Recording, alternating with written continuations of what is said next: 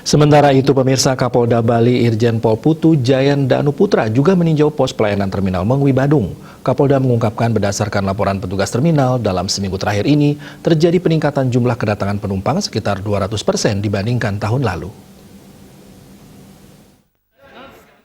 Dengan naiknya kedatangan penumpang di Terminal Mengwi menandakan ekonomi Bali tumbuh karena yang datang itu dominan pekerja. Sementara mengantisipasi penyebaran COVID-19, kepolisian bekerja sama dengan instansi terkait melakukan tes antigen secara acak pada penumpang yang tiba di Terminal Mengwi.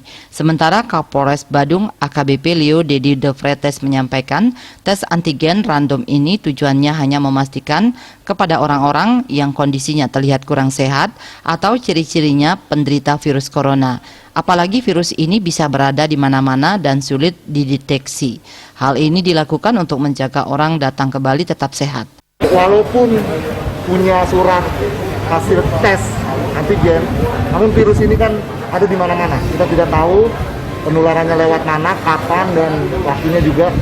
Nah, untuk tetap menjaga bahwa orang yang datang ke Bali dalam kondisi sehat, fit, walaupun di Gilimanuk sudah dicek, kami melakukan double check.